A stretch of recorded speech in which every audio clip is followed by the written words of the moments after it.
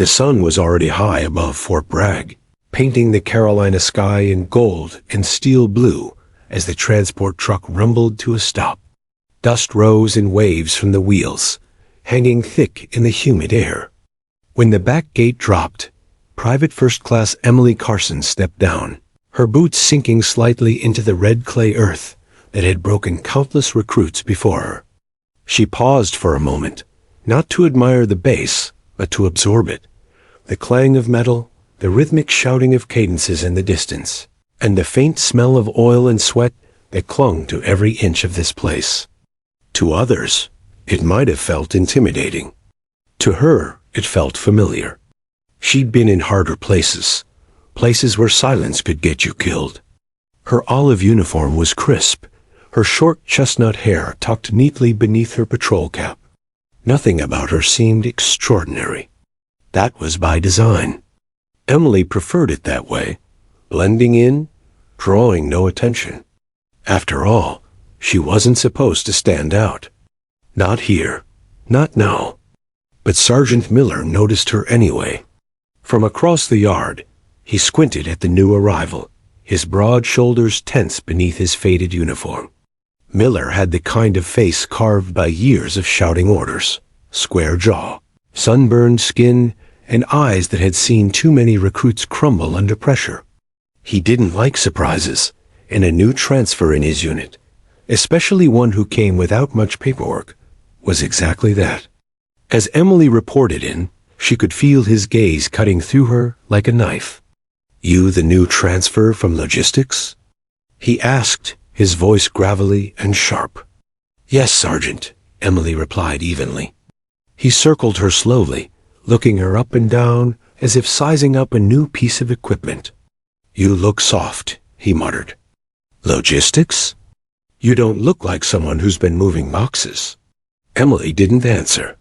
Her eyes stayed forward, expression unreadable. That quiet confidence bothered him more than backtalk ever could. Most recruits fumbled for words, tried to impress him, or stammered apologies when he barked. But not her. She simply stood there, steady, unmoving, a soldier made of patience. "Don't get too comfortable," Miller said finally. "My platoon runs tight. You make one mistake, and you'll wish you'd stayed in supply." "Yes, Sergeant," Emily said again, voice calm, tone respectful. Something about that composure hit a nerve. He wanted a reaction, irritation, fear, even pride. But she gave him nothing. Just a blank slate, unreadable and calm. He leaned closer, his voice dropping low. "Let's see if that quiet attitude survives a week under me." Emily didn't blink. "Looking forward to it, Sergeant." The barracks were a long, dim hall, lined with bunks and footlockers. The smell of detergent fought with sweat and boot polish. Emily found her assigned bunk, bottom bed, right corner. A folded note rested on the mattress. "Welcome to 2nd Platoon. Don't cross Miller." She smiled faintly. Too late for that, she thought. Around her, soldiers unpacked in silence. Most were men, older than her by a few years, but still young in the way soldiers always are, proud, restless, carrying invisible armor around their egos. A few gave her curious glances. One of them, Private Diaz, nodded politely. "New here?" "Just transferred in," Emily replied. "Good luck," Diaz said, half smiling. "Sergeant Miller's." "Old school?" Emily knew what that meant. She'd met a dozen Millers before, the kind of leader who believed authority was measured by volume and scorn. She didn't take it personally. Men like him often needed to test strength before they respected it. What Miller didn't know, what no one here knew, was that Emily Carson had been tested before, in ways no training manual could measure. The next morning began before dawn. The whistle blew, sharp and merciless. Soldiers scrambled from their bunks, pulling on boots and gear in seconds. Outside, the world was still dark, the air thick with fog and tension. Miller stood waiting by the field, arms crossed. "Listen up, recruits," he barked. "We've got a new member joining us. Private First Class Carson. Let's show her how we do things here." The platoon responded with a weak, "Yes, Sergeant." Half asleep but obedient. Miller turned to Emily. "You ever done endurance drills, Carson?" "Yes, Sergeant." "Good," he said, smirking. "You'll lead today's run. Let's see if logistics taught you how to keep up." The smirk was bait, and she knew it. When he blew the whistle, they took off. The first mile was easy. The second was harder, uphill, through mud and loose sand. Soldiers began to slow, gasping. Emily didn't. Her breathing was steady, her strides consistent. By mile 4, even Miller, running alongside to prove his dominance, started to sweat harder than she did. Her pace never faltered. She wasn't just keeping up. She was setting the rhythm. When they reached the finish line, Miller's chest heaved. Emily's didn't. She saluted, calm and controlled. "Endurance complete, Sergeant." He stared at her, jaw tight. "You trained before?" "Yes, Sergeant." He frowned. "Where?" Emily hesitated for a fraction of a second. Long enough to notice, short enough not to matter. "Classified, Sergeant." The words hung in the air like a secret. A few soldiers exchanged puzzled looks. Miller's brow furrowed. "Classified? For a logistics transfer?" He didn't buy it. But there was something in her tone, an unshakable authority of someone who wasn't bluffing. He filed it away, deciding to dig deeper later. Throughout the week, the tension grew. Miller found excuses to assign her extra duties: gear inspection, equipment checks, late-night cleanups. She did them all without complaint. When he shouted, she answered politely. When he mocked, she didn't flinch. It infuriated him. One afternoon during weapons drills, he stepped behind her, shouting over the noise. "Carson, you think you're better than the rest?" "No, Sergeant." "Then stop acting like it." Her rifle fired again. Another perfect shot, dead center. Miller stepped closer, lowering his voice. "What's your game, Private?" "No game, Sergeant." "Just doing my job." "Yeah?" He sneered. "You keep that attitude, and I'll make sure you regret it." She reloaded her rifle, eyes still on the target. "Understood, Sergeant." Her tone wasn't sarcastic. It was neutral, but it carried a quiet kind of power, the kind that said she'd already faced worse than him. That unnerved him more than any rebellion could. That night, while the rest of the platoon joked and traded stories, Miller sat in his office, tapping a pencil against her personnel file. It was thin, suspiciously thin. No disciplinary record, no commendations, no mission details. Just a note stamped in red, "Clearance level restricted." He scowled. "Who the hell are you?" He muttered. By the end of the week, even the other soldiers began to notice the strange balance between them. Emily's quiet endurance had earned silent admiration.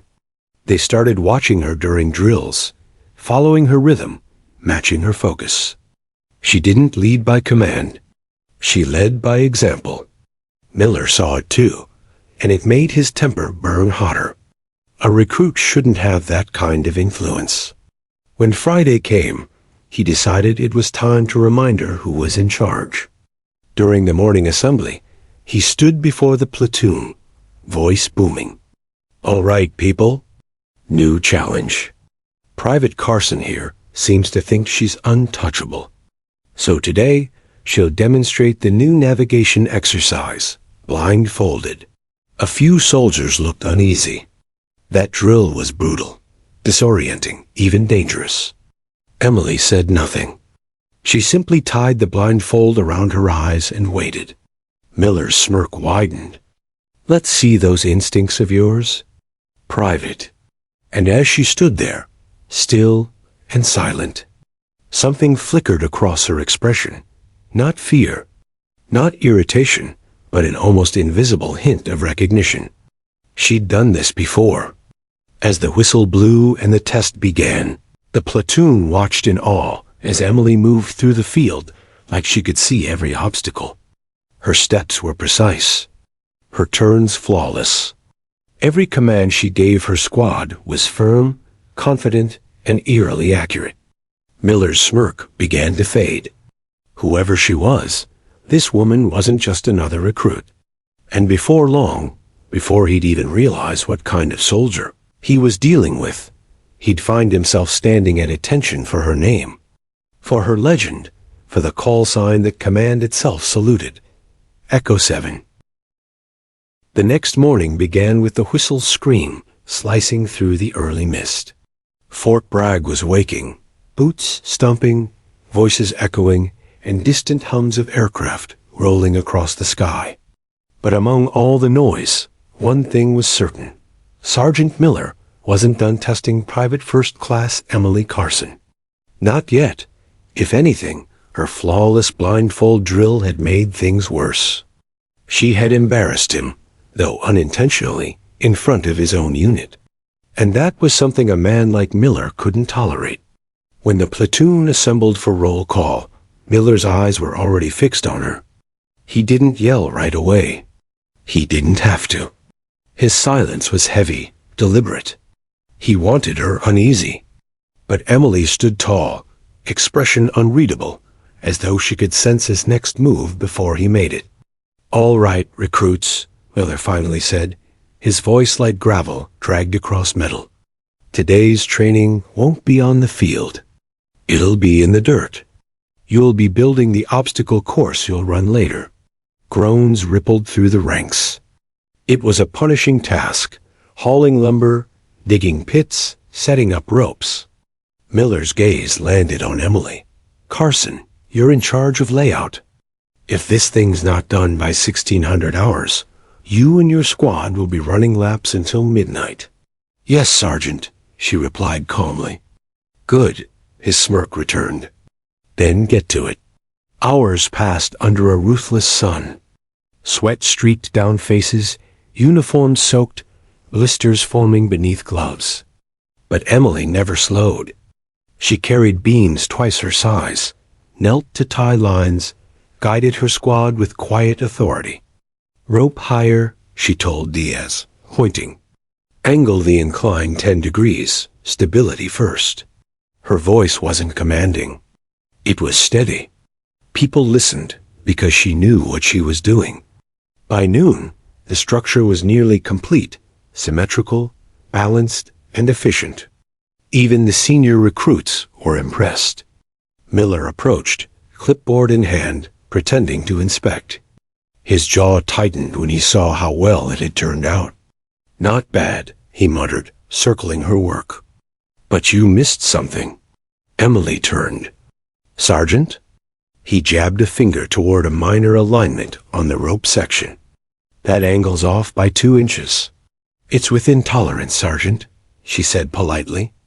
Miller's eyes narrowed. "Did I ask for your opinion?" "No, Sergeant." "Then fix it." Without hesitation, she climbed the tower herself, hands steady despite the exhaustion. She adjusted the rope precisely, checked the tension, and climbed down. When she landed, the rope didn't even sway. Miller opened his mouth, but found nothing to criticize. He settled for a grunt. "Fine." He walked away, but the smirk had faded. Later, during meal break, Diaz sat beside her at the mess hall. "You know," he said between bites, "you're making the rest of us look bad." Emily smiled faintly. "You'd rather I mess up?" Diaz chuckled. "No, ma'am. Just saying, Miller's gonna keep coming for you. You're too good. He hates that." "I've met his kind before," she replied quietly. "They test people to see if they'll break. I don't hold it against him." Diaz tilted his head. "You ever break?" She looked at her hands, scarred and calloused in places that didn't come from standard drills. "Once," she said softly. "But I got back up. That evening, While others rested, Miller sat in his small office again, staring at her file under the dim yellow light. The restricted tag still bothered him. Transfers didn't just arrive at Fort Bragg from nowhere. Someone had pulled strings to put her here. But why? He called the admin desk. Sergeant Miller, 2nd Platoon. Need verification on PFC Emily Carson's previous assignment. Static crackled, followed by a clipped response. That information's classified, Sergeant. Clearance level above yours. He frowned. Above mine? I'm not asking for secrets. Just her unit designation. Can't help you, sir. The system flags it as top access only. The line went dead. Miller stared at the receiver, his gut tightening. Something about this woman didn't add up. A simple PFC didn't have top clearance history. Unless she wasn't just a PFC, the next morning he decided to corner her directly. Training had just ended, and soldiers were catching their breath near the track when he called out, "Carson!" She turned, wiping sweat from her forehead. "Yes, Sergeant?" He gestured her closer. "Where were you stationed before Bragg?" "Fort Benning, sir." "Before that?" Her gaze held his steadily. "Overseas. That's not an answer." "With respect, Sergeant," she said, voice low but firm, "that's all I can disclose." The air between them stiffened. The other soldiers slowed their movements, pretending not to listen while listening to every word. Miller stepped closer, lowering his voice to a growl. "You think hiding behind classified paperwork makes you special?" "No, Sergeant." "Then what are you hiding?" "Nothing, Sergeant." Her tone didn't change, but something flickered in her eyes, a deep, haunted calm that he recognized instantly. It was the same look he'd seen in veterans who had seen too much. It made his skin prickle. He didn't press further. "Fine," he said at last, stepping back. "You'll show us what kind of soldier you are tomorrow." "We're doing live field exercises." "Yes, Sergeant." "And Carson," he added, voice turning cold, "don't think that call sign of yours means anything here." She froze just briefly. "What call sign?" He smirked. "Echo something, wasn't it?" "I've heard whispers." Emily's jaw tightened for half a second before she composed herself. "Rumor, Sergeant." "Sure," he said. "We'll see about that." The field exercise began at dawn. Fog rolled low over the trees as teams assembled, weapons slung, gear heavy on their backs.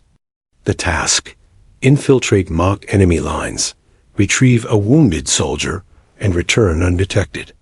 Miller deliberately assigned Emily to lead the smallest, most underperforming squad. She didn't argue.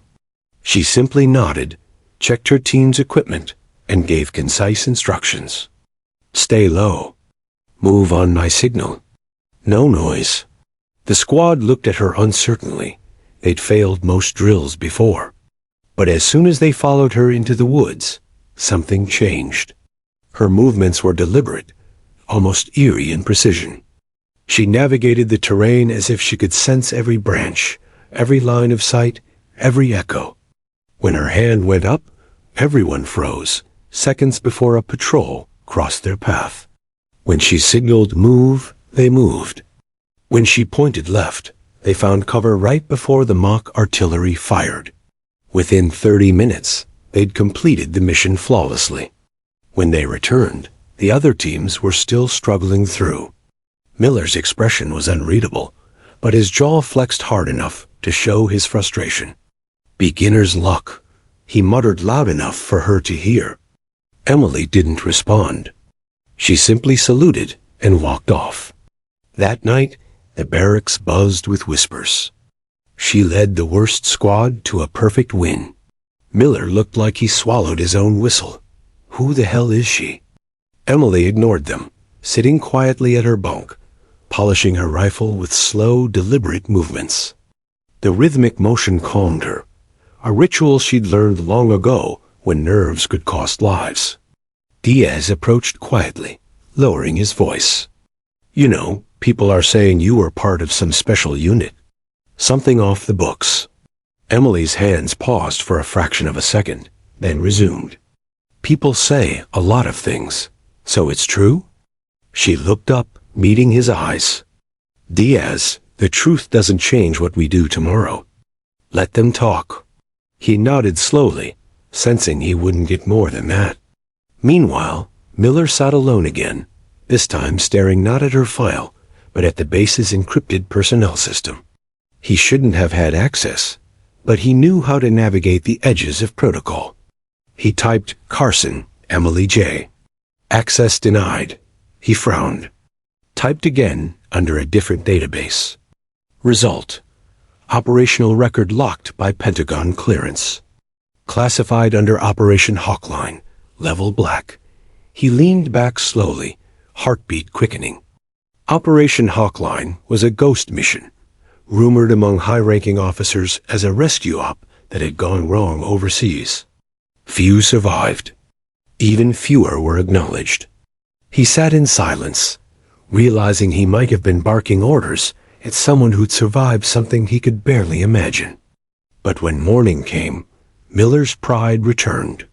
He couldn't let go of the chain of command, not yet.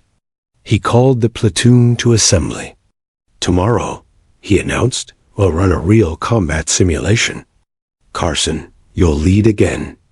If you fail, you'll redo basic from scratch. Yes, Sergeant, she replied. The others glanced at her, pity and respect mixing in their eyes. Miller watched her walk away, calm as ever. It infuriated him, but somewhere deep down, it also unsettled him. He didn't know yet that tomorrow would change everything. That the call sign he mocked would soon echo through every radio on base, and his salute would come not from pride, but from awe. Dawn broke gray and cold, a thin mist hanging over the training grounds. The forest beyond Fort Bragg was still, the kind of silence that carries its own weight. It was the perfect setting for a combat simulation. To everyone else, it was just another day of field drills. To Sergeant Miller, it was the day he'd finally exposed Private First Class Emily Carson for what he assumed she was, an overrated, paper-pushing soldier who'd somehow slipped through the cracks. By 0600, the platoon was assembled, weapons slung, helmets on, eyes forward. Emily stood in line, expression calm, uniform spotless despite the damp air. The tension was almost visible between her and Miller.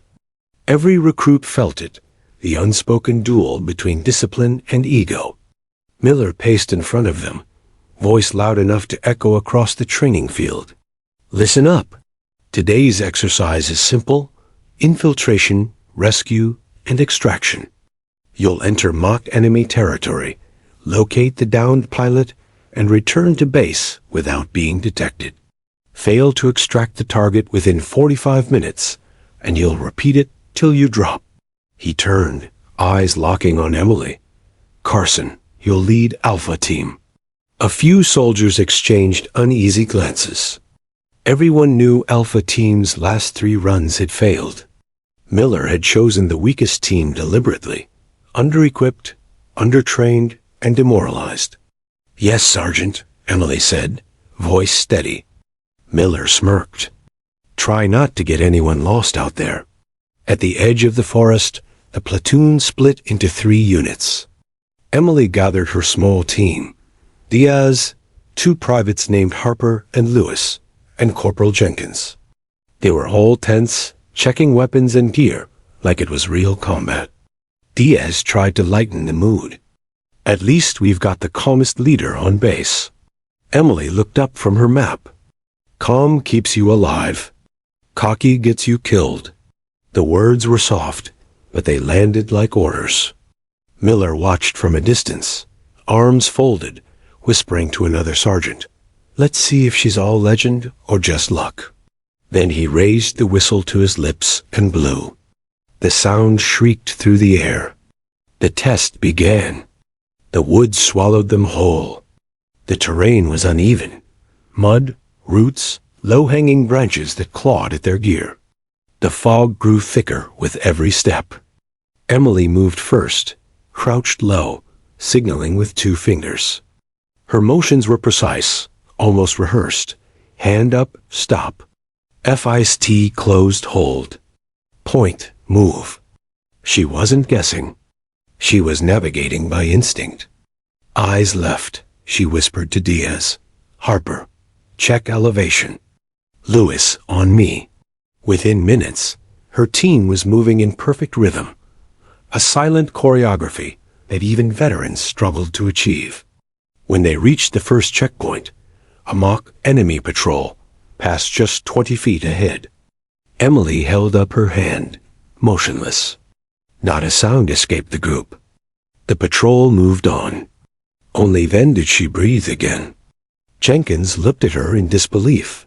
How do you hear them coming? They were upwind. Sound bounces, she said quietly. You just have to listen differently. It was the kind of answer that raised more questions than it solved. Back at base, Miller watched the operation through the live feed. Each team had a body cam transmitting low-res footage to the control tent. He leaned closer to the monitor, frowning as he saw Alpha Team moving flawlessly through the grid. No hesitation, no wasted movement. How the hell? He muttered. The sergeant beside him chuckled. Guess your rookie's got skills. Miller's jaw tightened. We'll see. Half an hour into the drill, Alpha Team reached the extraction zone, a narrow ridge overlooking a dried creek bed. The downed pilot dummy was positioned under a camouflaged tarp. But between them and the target stood a squad of simulated enemies armed with paint rounds. Harper cursed under his breath. We'll never make that gap. Emily's voice was calm. We will. On my mark, Harper and Lewis provide cover fire. Diaz, flank left through that brush, 30 meters out. Jenkins, you're my shadow. Move when I move. No hesitation. On mark, chaos erupted, paint rounds whizzing, shouts cutting through the fog. Emily darted forward, low and fast. The world around her blurred, her body remembering what her mind didn't have time to think about. The shots missed her by inches. She reached the dummy, hauled it over her shoulder, and signaled the team to retreat. Within seconds, they were back in cover, moving downhill like water flowing through rock. It was over in 7 minutes.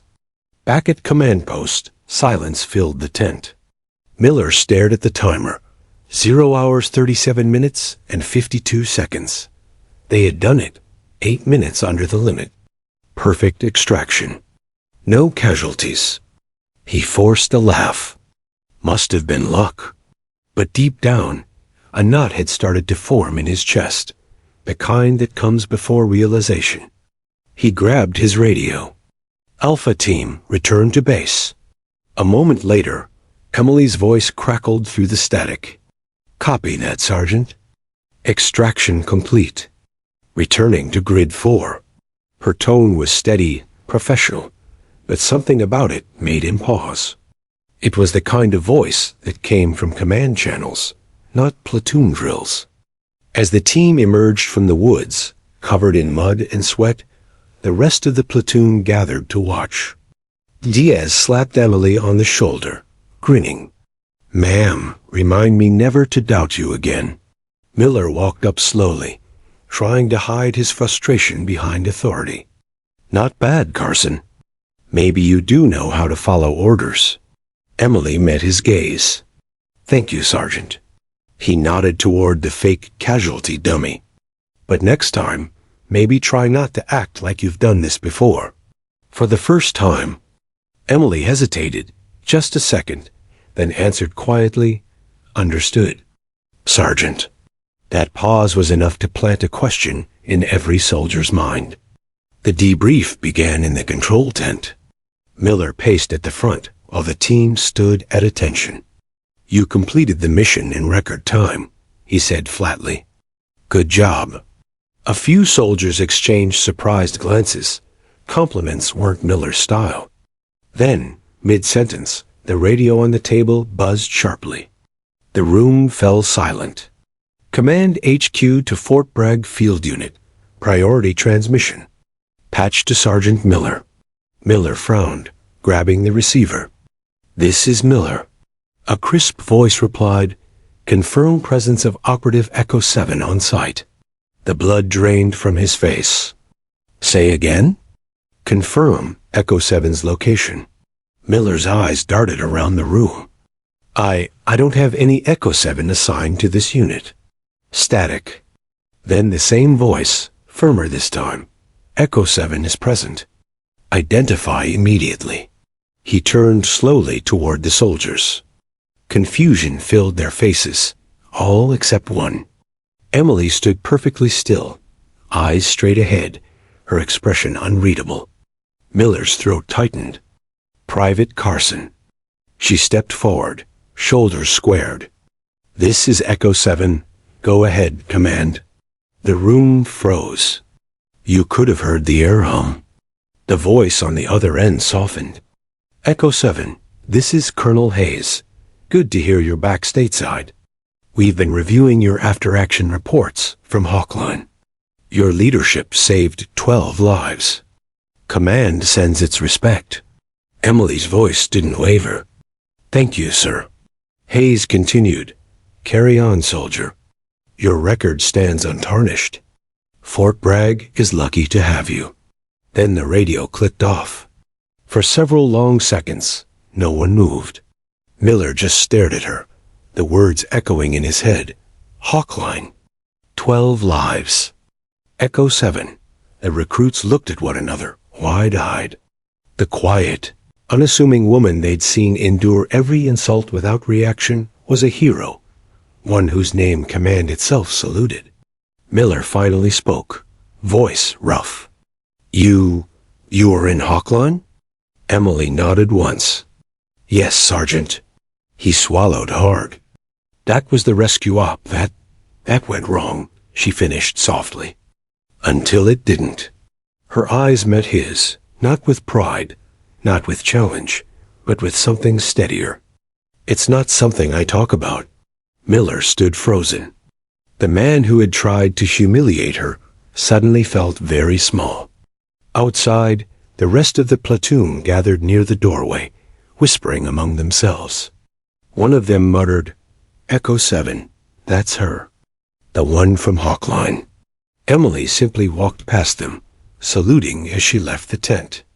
Permission to stand down, Sergeant? Miller managed a faint nod. Granted. When she was gone, the tent remained in stunned silence. The only sound was the distant thrum of a helicopter cutting through the sky, the kind of sound that once carried legends. Miller stared after her, realization washing over him like a cold tide. The woman he'd spent days trying to break had already been tested in fire. And he, a man of bark and bluster, had just saluted a ghost from command's highest ranks. That night, word spread like wildfire across the base. Echo 7. Some swore they'd heard the name whispered during classified briefings. Others said she'd been presumed dead overseas. None of it mattered now, because the next morning, when Sergeant Miller called roll, his voice trembled just slightly as he said, Private First Class Carson, present. And when she replied, calm as ever, present. Sergeant, every soldier there knew the truth. Rank could be shouted, but respect was silent. The next morning, the sun rose blood orange over Fort Bragg, cutting through the fog that lingered like an unfinished conversation. The air felt different, charged, uncertain.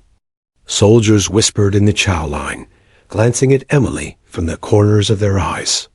It was as if the entire base had woken up with a secret it didn't know how to carry. Emily Carson, the quiet, unassuming PFC who had endured Miller's taunts, the woman who spoke little and saluted often, was Echo 7, a legend. A soldier whose classified missions were spoken of in rumors and redacted reports. Now she sat alone at a corner table, eating her oatmeal with the same calm precision as always. No arrogance, no visible pride, just that same unshakable discipline that had earned her a name worth saluting. Across the room, Sergeant Miller watched her from a distance. His fork remained untouched on his tray. The night before, he hadn't slept, replaying every insult, every smirk, every order barked in contempt. He had seen the look in her eyes when command spoke her call sign, a look that wasn't anger or revenge. It was disappointment, pure and simple, and that haunted him more than any reprimand ever could. The whispering grew louder over the next few days. Soldiers who once mocked Emily now straightened when she passed. Some avoided her completely, unsure how to act around someone the upper brass had personally commended. Others sought excuses to talk to her, to breathe in even a little of the legend they'd accidentally been serving beside. "Is it true you led Hawkline's extraction?" one private asked in the motor pool. Emily didn't look up from the vehicle she was inspecting. That mission belongs to the team that survived, not the one that led it. Her answer only deepened the myth. When she walked by, conversation stopped. Respect came, but not the kind she wanted. Respect wrapped in curiosity, admiration, and distance. She had seen this before in other units. The invisible wall that forms when a soldier's reputation outgrows their humanity. But what unsettled her most was not the whispers. It was Miller's silence. Miller had changed. The once booming voice that dominated every drill had grown quiet. He no longer barked orders with the same confidence. During training sessions, he kept his distance from Emily, avoiding eye contact altogether. His authority, though intact by rank, felt hollow. On the fourth day after the revelation, Captain Reese, a firm but fair officer who commanded respect across the base, summoned both Miller and Emily to her office. "Sit," Reese said curtly, eyes sharp as glass behind her rimless spectacles. They sat, Emily upright, composed, Miller stiff and uneasy. Reese leaned back. "I received a call from command yesterday. They're sending a visitor, Colonel Hayes himself. Apparently, he wants to evaluate leadership conduct here at Fort Bragg. He'll also be addressing the unit regarding Echo 7 service." Miller swallowed hard. "Ma'am, Reese cut him off. "You'll say nothing until he arrives. What you will do is prepare your platoon for inspection. And you," she turned to Emily, "will stand by for further instructions." "Understood?" "Yes, ma'am," Emily said. "Dismissed." Outside the office, the air felt heavier. Miller walked beside her in silence for a few steps, before finally saying, "I didn't know." Emily glanced at him. "You weren't supposed to." He hesitated. "Still, what I said, what I did?" She stopped walking, turning to face him. Her tone was quiet, but it cut through the air like a blade. "You treated me like you treat everyone you underestimate, Sergeant. I'm not special in that sense." He blinked, unsure whether she was forgiving him or condemning him. "But," she continued, "you could have led with respect instead of doubt. That's what leadership is supposed to look like." Then she walked away, leaving him standing in the corridor, her words echoing louder than any reprimand could. 2 days later, the base was spotless. Flags ironed, boots shining, formation lines straight enough to cut a shadow. The hum of preparation filled the air. When Colonel Hayes' helicopter landed, every soldier stood at attention. The downdraft from the rotors kicked up a storm of dust and pride. Hayes stepped out, uniform immaculate, presence commanding. The man had seen decades of service, yet his first words carried a tone of warmth rather than authority. At ease. He walked down the line, eyes scanning the ranks until they fell on Emily. His face softened with recognition. "Echo 7, he said simply, nodding. "Good to see you on your feet." A murmur rippled through the formation. No rank. No Private Carson. Just Echo 7. Hayes then turned toward Miller, who stood ramrod straight, every muscle tensed. "Sergeant Miller," Hayes began, voice calm but deliberate. "I've reviewed your training records. You run a tight unit." "Thank you, sir," Miller replied, throat dry. Hayes' gaze sharpened. "And yet, somehow, one of the most decorated operatives under your supervision went unrecognized and unappreciated. I trust you understand the weight of that oversight." Miller's jaw tightened. "Yes, sir." Hayes took a step closer. "Do you?" he asked quietly, only Miller hearing. "Because men like you build or break morale. And from what I've read, this base has seen more of the latter lately." Miller's eyes dropped. "Understood, sir." After inspection, the colonel gathered the entire platoon in the assembly yard. The air was electric with anticipation. Hayes stood on the podium, Emily to his left, Miller to his right. "Soldiers," Hayes began, his voice carrying over the crowd, "we talk often about rank, discipline, and command. But we forget sometimes what those words mean. Discipline isn't obedience, it's conviction. Command isn't power, it's responsibility. And rank," he paused, glancing toward Emily, "is only as strong as the respect it earns." Every soldier stood still, hanging on every word. He continued, "Private First Class Carson, call sign, Echo 7, represents what true service looks like.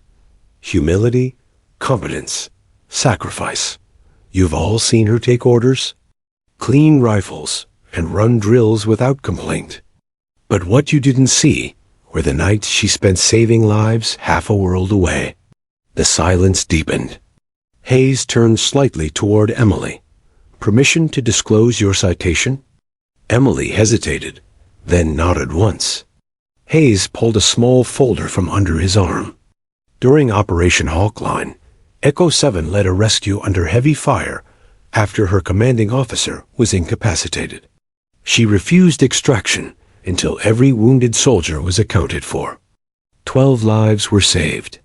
She sustained critical injuries and was later recommended for the Silver Star. Her file was classified for security reasons. A quiet gasp rippled through the ranks. The reality of who stood beside them settled like gravity. Hayes closed the folder. And yet, she returned here, not as a hero seeking recognition, but as a soldier ready to serve again. That is what honor looks like. Then he faced Miller directly. "And that, Sergeant, is what leadership must learn to see, even when it's quiet." Miller's throat tightened, words failing him. He stepped forward, saluted Emily sharply, voice trembling. "Respectfully, Mom, it's an honor to serve with you." For a moment, Emily didn't move. Then, slowly, she returned the salute. "Respect goes both ways, Sergeant." The entire base followed suit. One by one, soldiers raised their hands, saluting her, not out of obligation, but genuine reverence. It wasn't just for Echo 7, it was for the idea she represented. The kind of soldier who carried greatness silently. Later that evening, as the sun dipped below the barracks, Emily stood alone by the flagpole.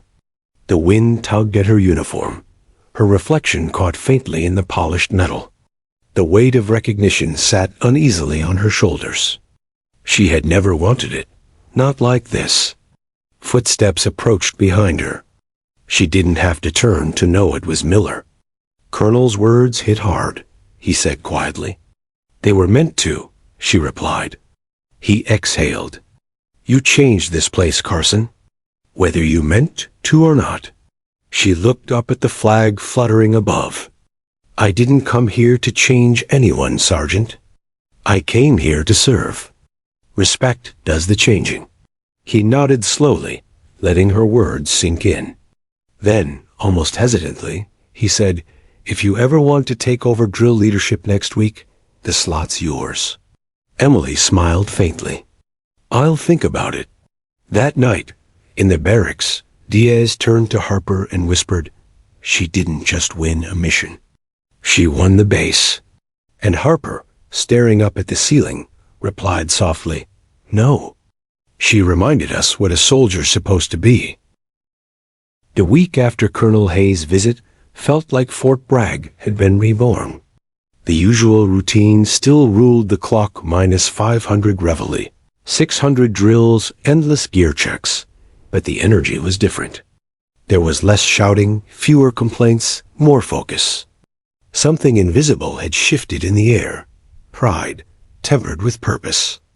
At the heart of it all was Private First Class Emily Carson, still the same quiet figure who cleaned her rifle with surgical precision and spoke only when it mattered.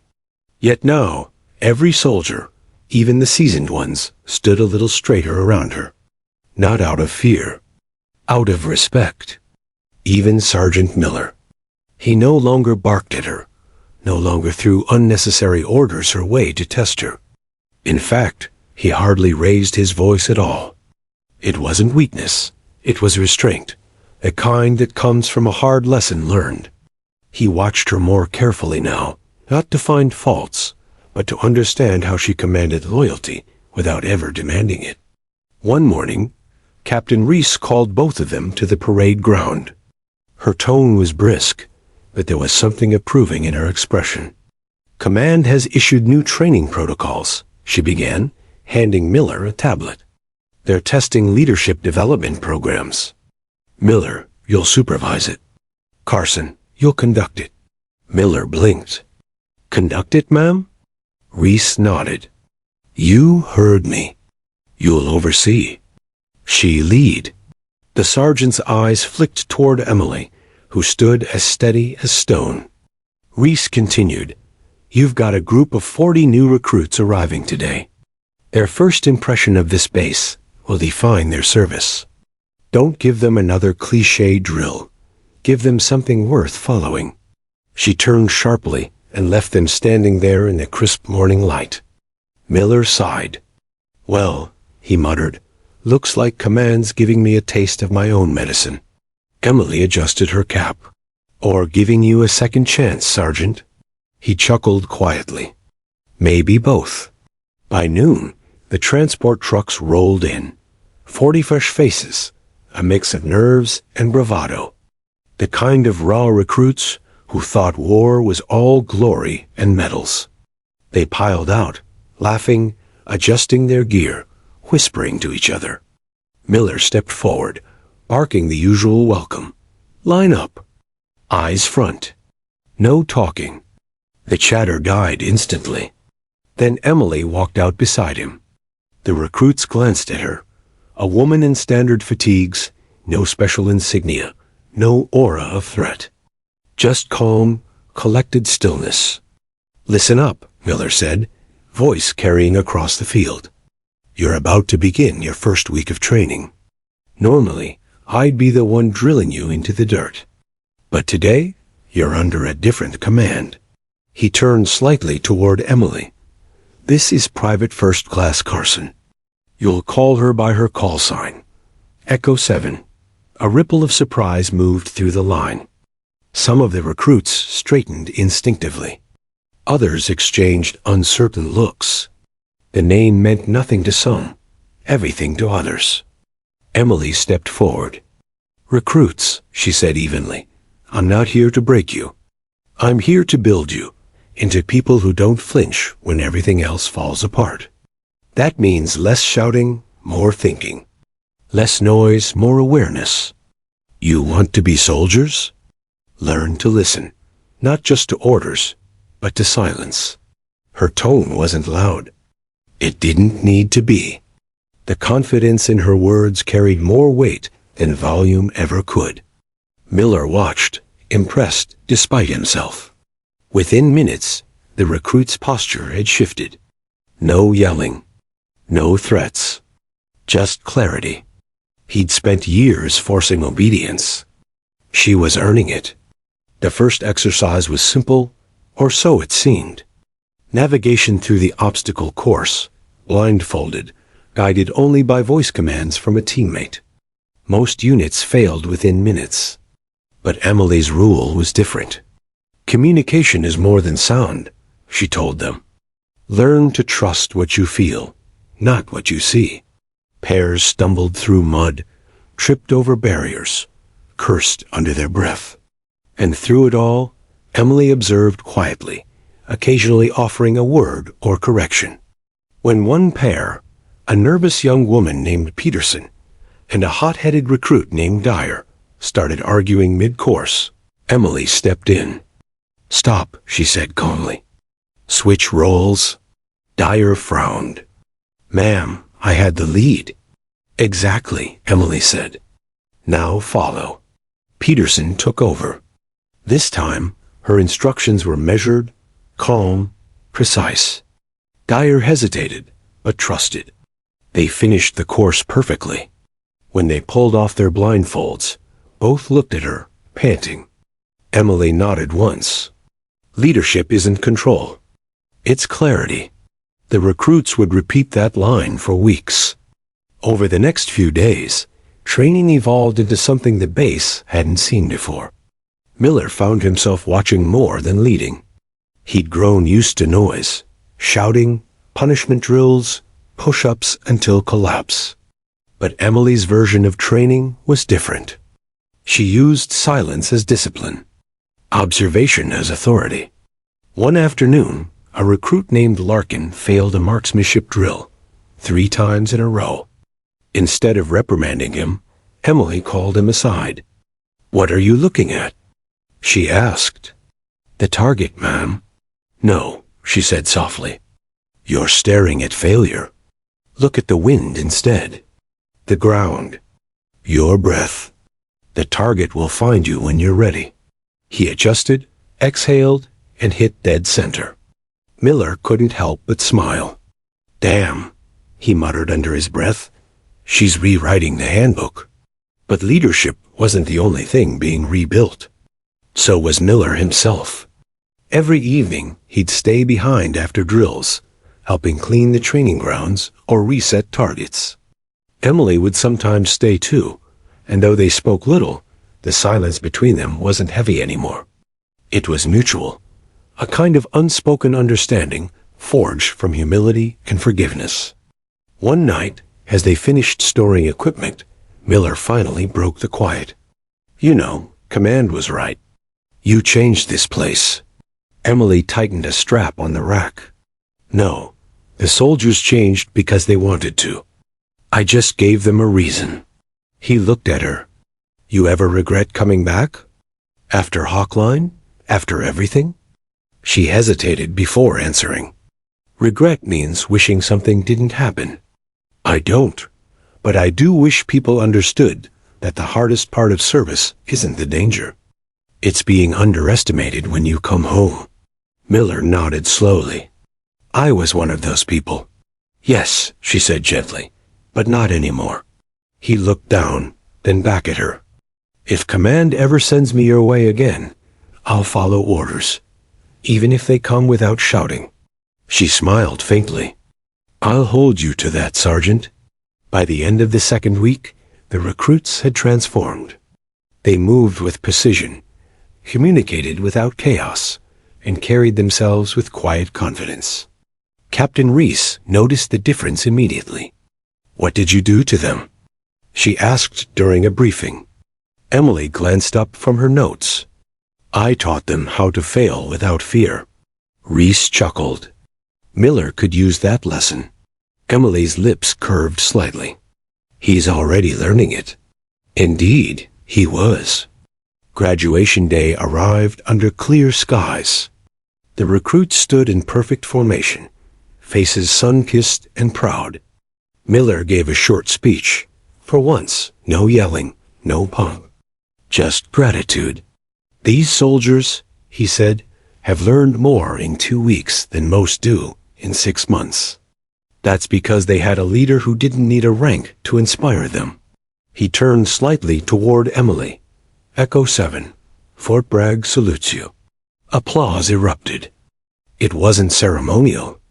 It was heartfelt. Emily nodded in acknowledgement, but her eyes drifted across the faces in the line.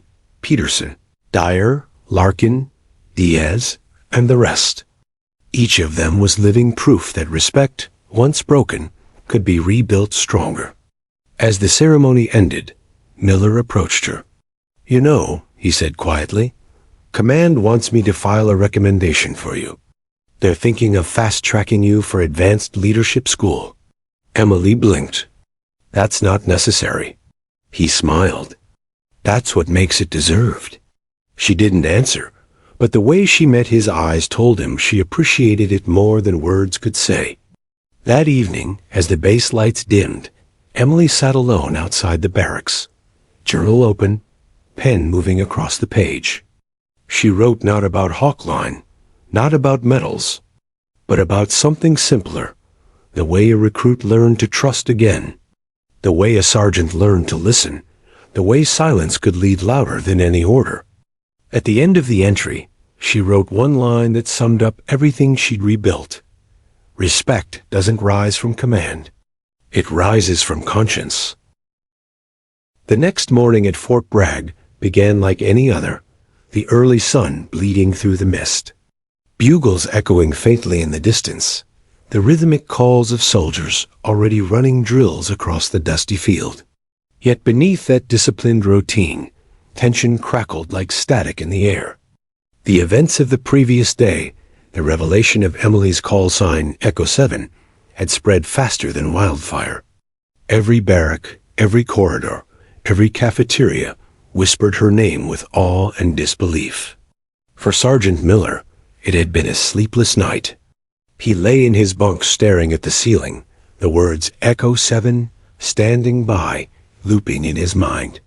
He'd replayed every moment he'd barked orders at her, every cruel remark, every test he'd thrown her way. He'd tried to humiliate her, to prove a point, that no one, especially a woman, could waltz into his command and earn respect without paying her dues. But now, the realization of who she truly was gnawed at him. Emily Carson wasn't just another recruit. She was a soldier whose name was etched in military history, a ghost from Operation Hawkline, where lives had been saved under impossible odds. As dawn broke, Miller stood at his window, coffee steaming in his hand. Outside, the platoon assembled in formation.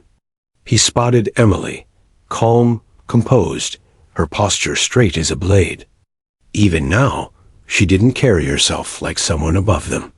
She was grounded, blending effortlessly among the others, as if nothing extraordinary had happened. He sighed heavily. Pride had always been his shield, his weapon against doubt. But now, that pride felt hollow. What he felt instead was a mix of guilt and respect, a rare combination that unsettled him deeply.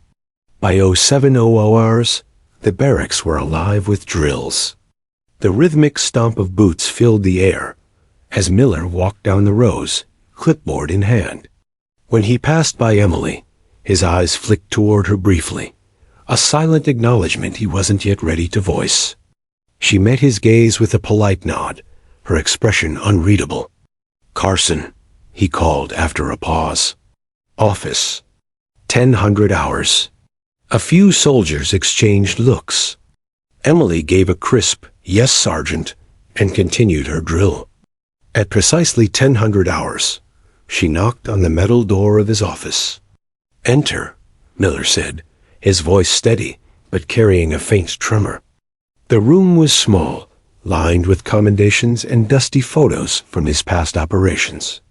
Emily stepped inside, her boots clicking softly against the linoleum floor. She stood at attention. "You wanted to see me, Sergeant?" He gestured toward the chair. "At ease, Carson. Sit down." She hesitated for a moment, then obeyed. For several seconds, Miller said nothing. He studied her quietly, the sharpness in her eyes, the steady control in her breathing, the way her hands rested calmly on her lap. There was no trace of arrogance, no smugness, just discipline. "I didn't know who you were," he began finally, the words heavy in his throat. "If I had," she interrupted gently, you'd have treated me differently." He blinked. "That's not what I was going to say." He exhaled slowly, rubbing the bridge of his nose. "Maybe it is. But that's the problem, isn't it? I shouldn't have to know a soldier's past to respect them."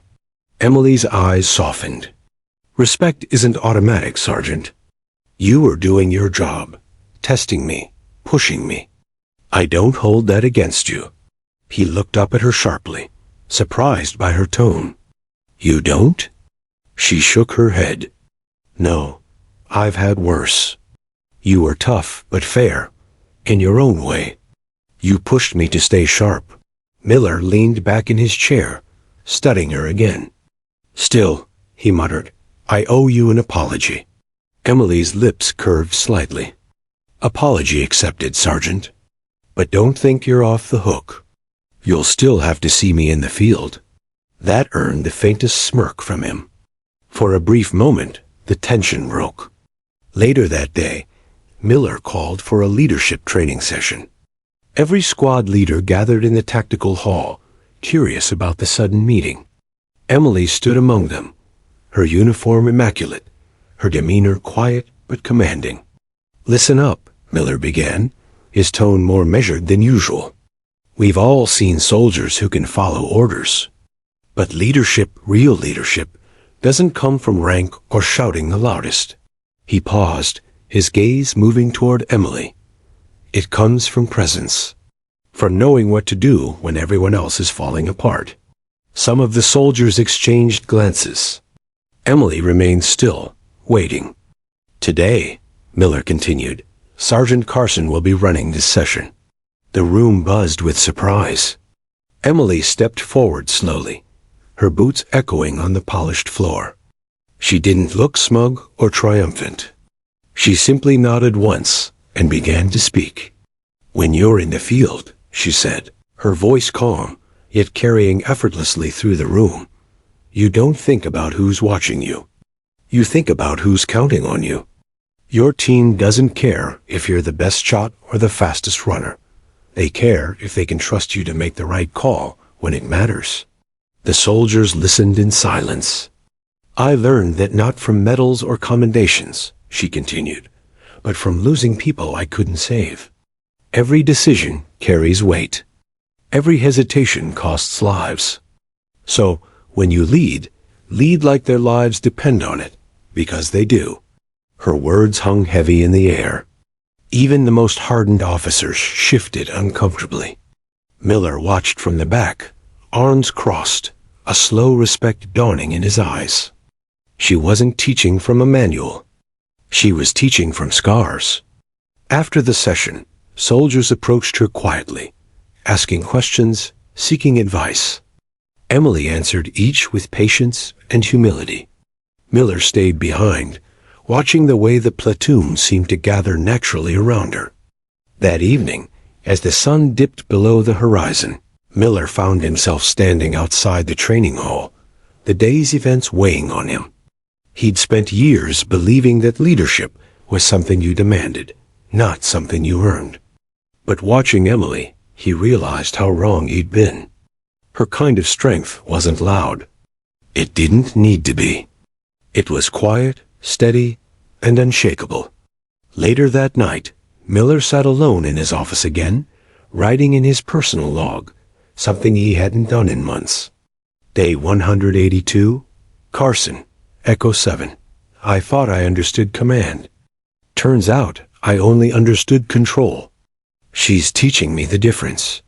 He closed the notebook and stared out the window at the training field. Emily was still out there, sitting on the edge of a Humvee, talking with a couple of younger recruits. The floodlights illuminated her silhouette against the night sky, calm, patient, listening. Miller smiled faintly to himself. He didn't know what the future held for either of them, but one thing was clear. Emily Carson had changed the air in this place. The barracks felt lighter, the drills sharper, the respect real. He took another sip of coffee, whispering under his breath, Echo 7, you're one hell of a soldier. And for the first time in years, Sergeant Miller, The man who thought he could intimidate anyone felt humbled in the best way possible. That night, long after the lights went out across Fort Bragg, the legend of Echo 7 continued to grow, not through rumors or rank, but through the silent example of one woman who showed real strength looked like. The morning of the inspection dawned brighter than usual, a clear Carolina sky stretching endlessly above Fort Bragg. Soldiers moved in precision, their uniforms pressed sharp, boots shining like mirrors. The air hummed with nervous energy. Inspections by command were never simple affairs.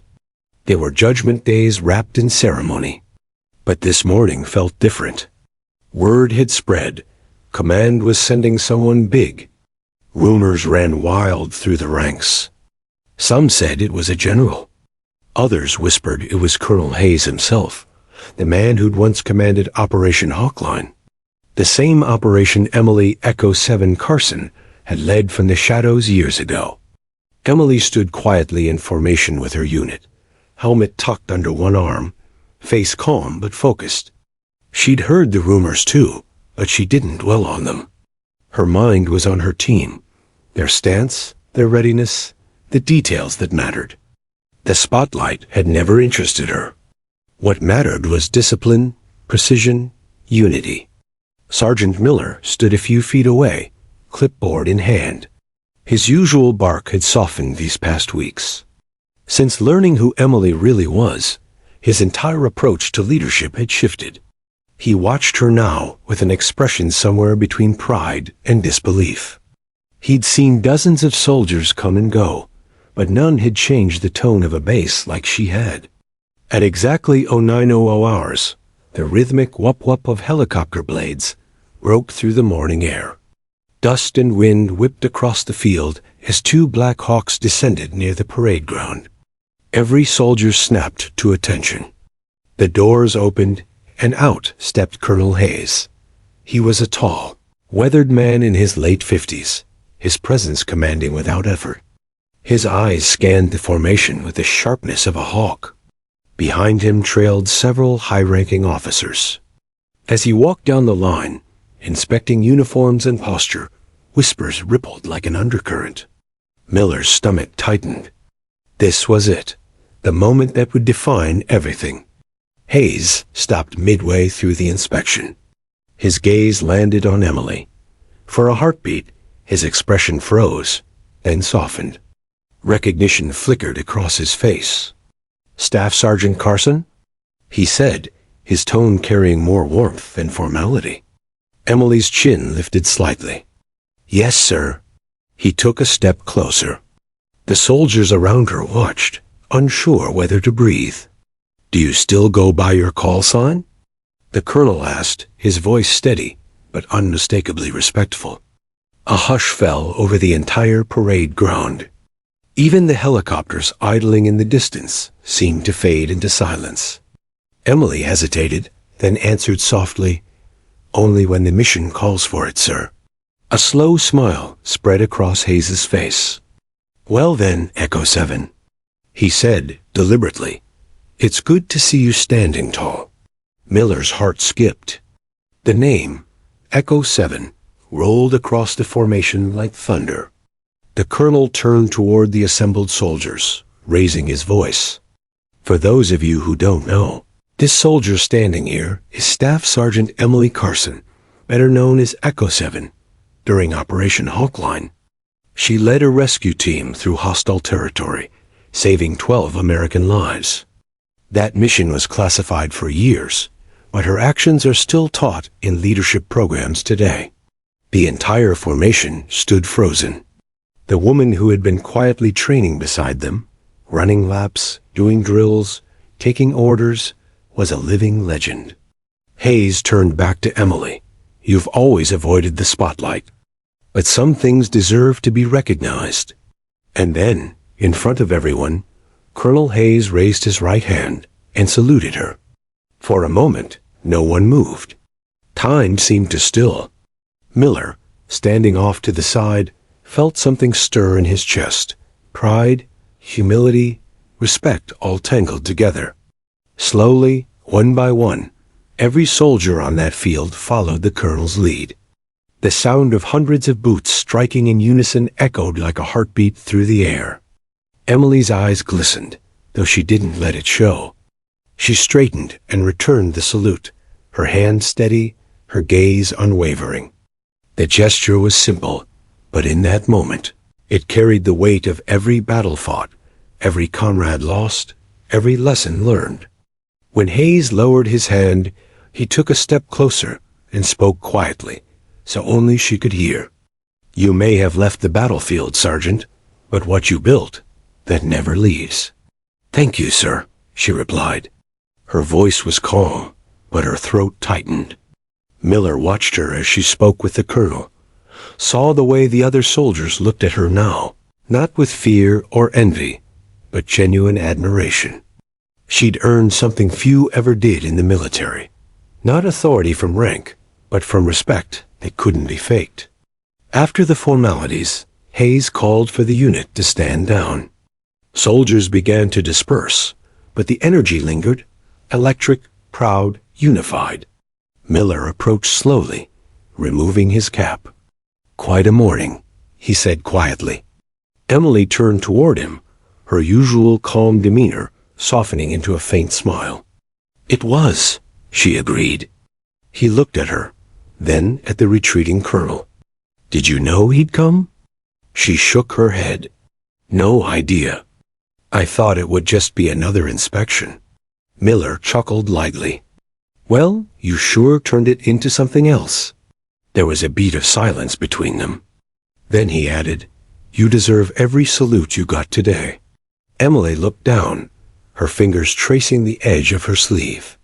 "It's not about that," she said softly. "It's about the people who didn't make it back. They're the reason I keep showing up." Miller nodded slowly, the words hitting deep. "You've got more heart than most commanders I've met." "Maybe," she said. "But heart only matters if you use it for others." They stood together, watching the rest of the platoon laugh and talk, the tension that had defined the unit now replaced by camaraderie. For weeks, Fort Bragg had been caught between doubt and rivalry. But that single salute had changed everything. It wasn't just about rank or skill anymore. It was about unity, honor, and remembering what they stood for. Later that afternoon, Colonel Hayes held a private meeting with the commanding officers, including Miller and Emily. He spoke about leadership, courage, and the importance of humility, qualities he said Emily embodied. At one point, he turned directly to Miller. "You've got yourself a soldier who leads from the front, Sergeant," Hayes said. "Make sure the next generation learns from her." Miller nodded, humbled. "Yes, sir. I already have." After the meeting, as Hayes prepared to depart, he clasped Emily's shoulder.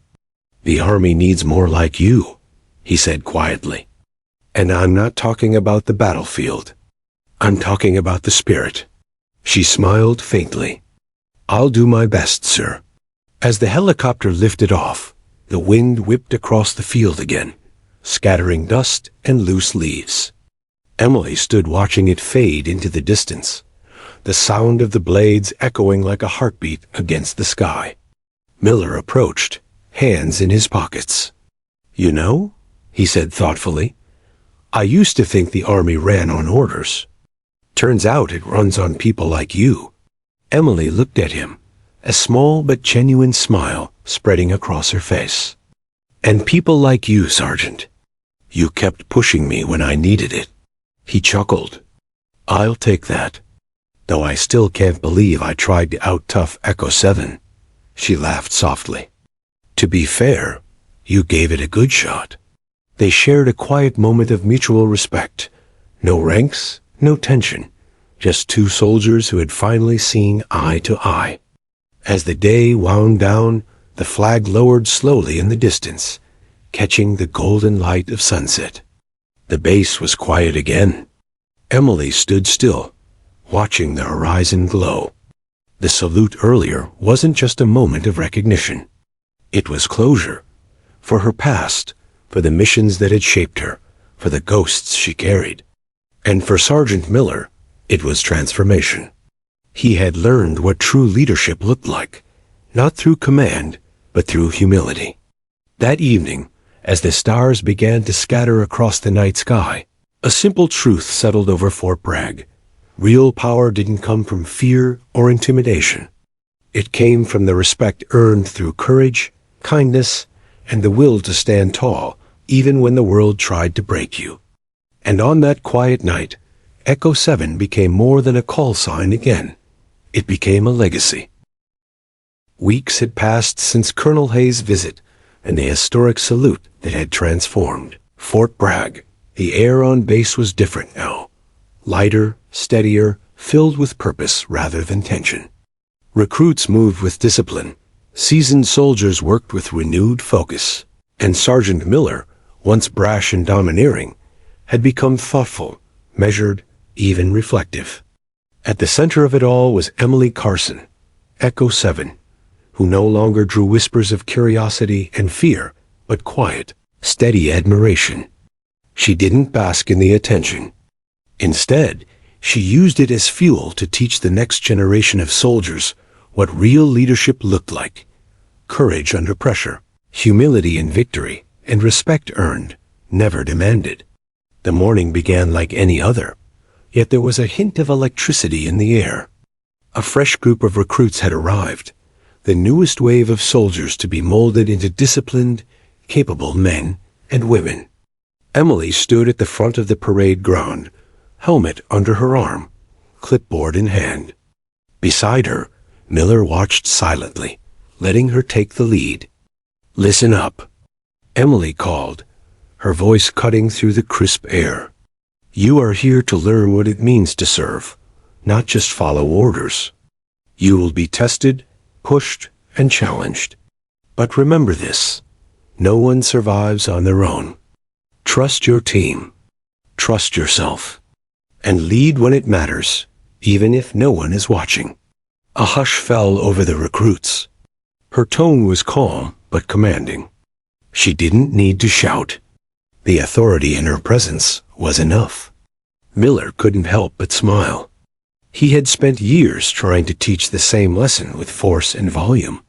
Now, he realized, Emily had taught it in moments, gestures, and the silent weight of her example.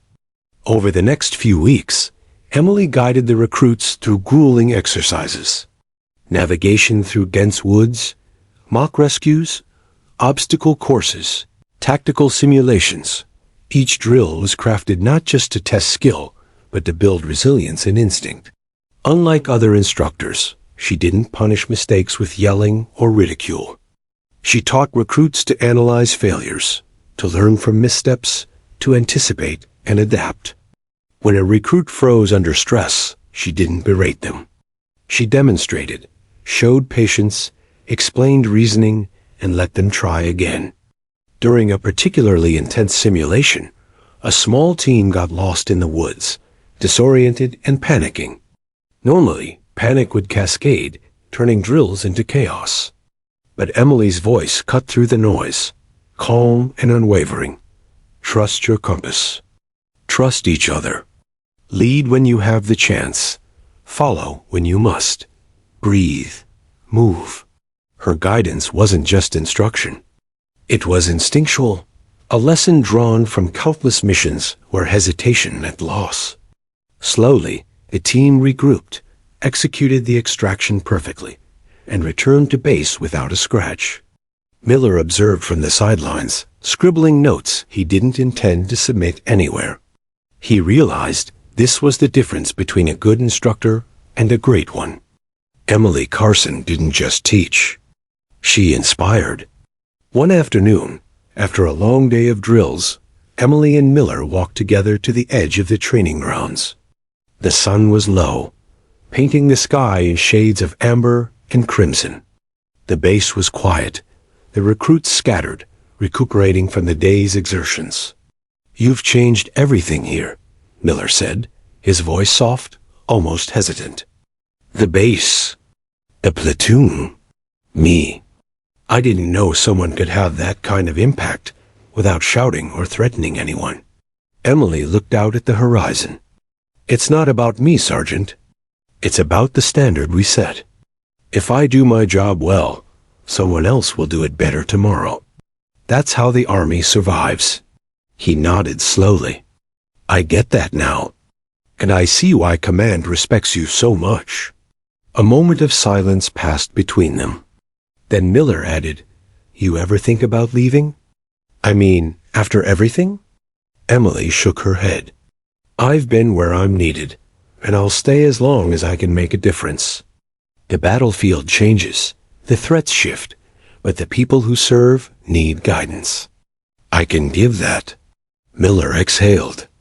You've done more than most will ever know. She smiled faintly. And that's enough. The weeks turned into months. Emily's quiet leadership began to reshape not only the recruits, but the senior staff. Soldiers who once mocked her now sought her advice. Drill sergeants adapted some of her methods. Miller, once consumed by ego and intimidation, found himself learning alongside her. For the first time in his career, he felt mentorship rather than authority guiding his actions. One day, as they observed a live-fire exercise, a young recruit stumbled under pressure, panicking during a critical simulation. Emily didn't raise her voice.